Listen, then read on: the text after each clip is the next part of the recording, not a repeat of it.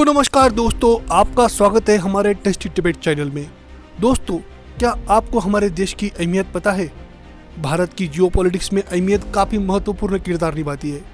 हर मुल्क को ऐसा लगता है कि भारत के साथ हमारे अच्छे रिलेशन रहने चाहिए, इंडिया के साथ हमारे अच्छे रिलेशन रहने चाहिए। उसका रीज़न क्या है दोस्तों, आपको पता है? दोस्तों, उसका रीज़न है बिजनेस, व्यापार। हमारा देश इतना बड़ा है, हमारे देश का पॉपुलेशन इतना बड़ा है और हमारे देश का मार्केट कैप इतना बड़ा है कि कई सारे मुल्कों की अन्य कंपनियां हमारे देश में उनका व्यापार चलाती है, उनका बिजनेस चलाती है। और इन बाहर के मुल्कों के व्यापार हमारे देश में चलने के कारण उनका जीडीपी ग्रोथ करता है। अगर भारत ने किसी मुल्क को बिजनेस करने से बैन कर दिया तो उनको जीडीपी में काफ़ी असर होता है। अब ये सारी चीज़ें मैं आपको क्यों बता रहा हूँ? कुछ ऐसी चीज़ें हुई है जो जियोपॉलिटिक्स में भारत के खिलाफ खड़ी होने की साजिश रच रही है। वो साजिश क्या है, वो साजिश कौन रच रहा है, इस वीडियो के माध्यम से हम आपको बताना चाहते हैं। तो वीडियो में अंत तक जरूर बनी रहिए ताकि आपको पता चले असल फैक्ट्स क्या है।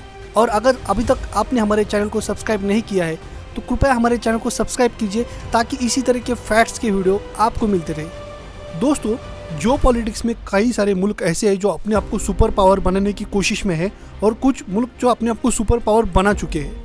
जो मुल्क अपने आप को सुपर पावर बना चुके हैं वो अन्य मुल्कों के ऊपर प्रेशर रखते हैं। उनको लगता है कि कोई हमारी जगह न ले पाए, कोई ज़्यादा डेवलप न हो पाए। वो ऐसा बताते हैं कि हम आपको सपोर्ट भी कर रहे हैं लेकिन वो आपको ऊपर भी नहीं आने देना चाहते।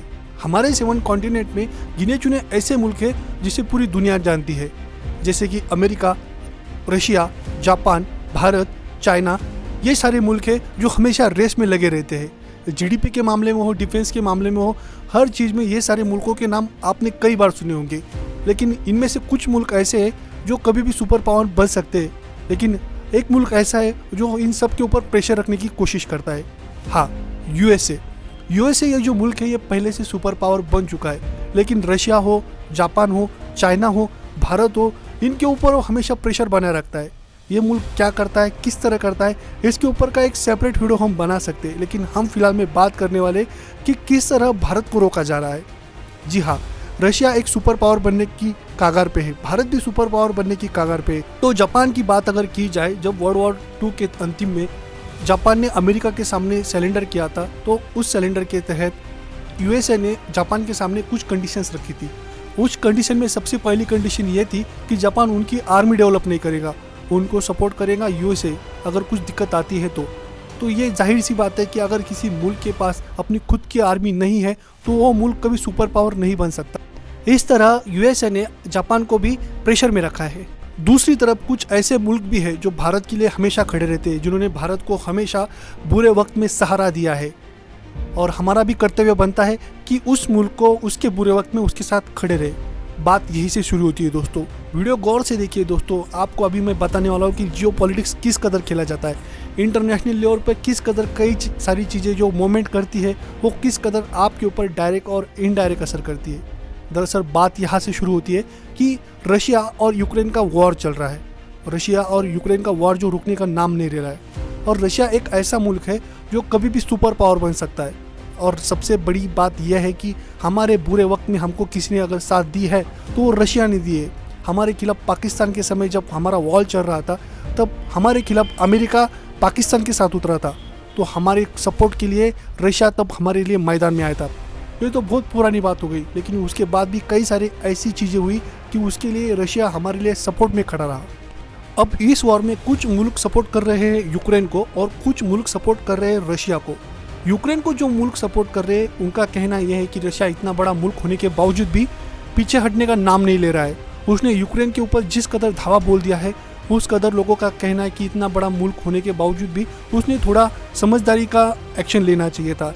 यूक्रेन एक छोटा मुल्क है, रशिया एक काफ़ी बड़ा मुल्क है, उसने यूक्रेन के साथ ऐसा नहीं करना चाहिए था।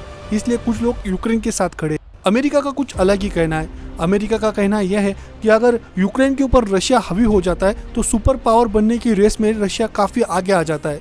तो रशिया को कैसे रोका जाए, इस बिहान से अमेरिका अपना दिमाग चलाना शुरू कर देता है। तो बात ऐसी है कि किसी भी मुल्क को अगर वॉर लड़ना है तो उसको पैसे चाहिए, उसका जीडीपी मजबूत करना चाहिए। और जीडीपी मजबूत किस बिहान से होता है? उसका जो बिजनेस है, उसका जो व्यापार है। व्यापार बढ़ते रहता है तो पैसा आता है, और पैसा आता है तो वॉर खेलने की ताकत भी बढ़ जाती है। तो इस बिहाइंड से रशिया को कमजोर करने की साजिश यूएसए ने शुरू कर दी। यूएसए ने दिमाग लगाया, अगर रशिया की ट्रेडिंग ही बंद कर दी जाए तो रशिया कैसे वॉर खेल सकता है, रशिया अपने आप ही घुटने टेक देगा। तो अन्य मुल्कों को भी यूएसए ने ये बताया, ये फोर्स किया, ये प्रेशराइज किया कि आप रशिया के साथ ट्रेडिंग मत करो। कई सारे मुल्क यूएसए के प्रेशर में आके उन्होंने रशिया के साथ ट्रेडिंग करना बंद कर दिया। एक तरह से उन्होंने रशिया को आइसोलेशन में डाल दिया। इसी तरह यूएसए के माध्यम से भारत को भी प्रेशराइज किया गया। भारत को ये जताया गया कि आप भी रशिया के साथ किसी भी प्रकार की ट्रेडिंग मत कीजिए। लेकिन उसी दौरान रशिया ने एक बात डिक्लेयर कर दी कि दुनिया में जिस कदर तेल का व्यापार हो रहा है उसके कम दाम में हम तेल बेचेंगे। भारत को यहाँ पे एक अपॉर्चुनिटी दिखाई दी और भारत ने हाँ कर दी। भारत ने उनके साथ ट्रेडिंग करते हुए कच्चा तेल उनसे खरीद लिया। यहीं पे बात यूएसए को खटक गई। यहाँ पर यूएसए की बात ना मानना हो या रशिया के साथ ट्रेडिंग करना हो, ये भारत का अपना पॉलिटिक्स अपने जगह पे था। लेकिन यूएसए ने उसके ऊपर एक्शन लेते हुए दिमाग लगाकर भारत की जीडीपी रोकने की कोशिश की। अब आप लोग सोच में पड़ गए होंगे कि रशिया के साथ ट्रेडिंग बंद करने के बाद हमारा जीडीपी कैसे बंद कर सकता है यूएसए। तो दोस्तों, बात इस कदर एक दूसरे से कनेक्ट है कि हमें जीडीपी में सपोर्ट करने के लिए हमारा जो इंटरनल कनेक्टिविटी है, जैसे कि ट्रेन हो, फ्लाइट्स हो, बुलेट ट्रेन हो, इन सारे प्रोजेक्ट में हमको कोई अन्य मुल्क सपोर्ट करते हैं। कोई भी मुल्क दूसरे मुल्क के सपोर्ट के बिना खुद का इंफ्रास्ट्रक्चर डेवलप नहीं कर सकता। इसलिए हम जापान से अपनी मदद लेते हैं। जापान हमको सपोर्ट करता है, टेक्नोलॉजी के मामले में हो या पैसों के मामले में हो, हर चीज़ों में हमको जापान सपोर्ट करता है। और जापान किसके प्रेशर में काम करता है? जापान काम करता है यूएसए के प्रेशर में। हमारे देश में जितने भी कई सारे बुलेट ट्रेन के प्रोजेक्ट चल रहे हैं, वो बुलेट ट्रेन के प्रोजेक्ट हमको जापान ही मदद कर रहा है कंप्लीट करने के लिए। हमको जितना भी पैसा उस लिए लगता है तो वो पैसा हमको जापान दे रहा है 0.1% के रेट पे। टेक्नोलॉजी हो या पैसा हो, ये दोनों चीज़ें हमको जापान की तरफ से मिल रही है। ये बात यूएसए को अच्छी तरह से पता है। इसलिए यूएसए ने जापान के ऊपर प्रेशराइज किया कि आप भारत को जितनी भी मदद कर रहे हो वो मदद रोक दीजिए, नहीं तो हम आपके ऊपर कार्रवाई कर सकते हैं। यूएसए के प्रेशर में आके जापान ने हमारे साथ जितने भी रेलवेज के प्रोजेक्ट चल रहे थे, बुलेट ट्रेन के प्रोजेक्ट चल रहे थे, इंफ्रास्ट्रक्चर के प्रोजेक्ट चल रहे थे, वो सारे प्रोजेक्ट रुकवा दिए हैं। ये सारे होने के बाद हमारे पंतप्रधान ने भी काफ़ी कड़क एक्शन लिया है। उनका जो एक्शन है वो भी काफ़ी देखने लायक है। ये एक्शन उन्होंने क्या लिया है ये हम आने वाले वीडियो में देखेंगे। इसके साथ हम ये भी देखेंगे कि भारत के जापान के साथ कौन से बुलेट ट्रेन के कहाँ प्रोजेक्ट चल रहे थे, कितने किलोमीटर के चल रहे थे और उन्होंने हमारे साथ कितना पैसा इन्वेस्ट किया है। ये सारी चीज़ें हम सेकंड पार्ट में देखने वाले हैं। अभी तक का वीडियो आपको कैसा लगा हमें कमेंट सेक्शन में ज़रूर बताइए। वीडियो अगर आपको अच्छा लगे तो लाइक कीजिए, शेयर कीजिए और सब्सक्राइब करना मत भूलें, ताकि इसी तरह की फैक्ट्स की वीडियो हम आपको देते रहे। मिलते हैं अगले वीडियो में। धन्यवाद।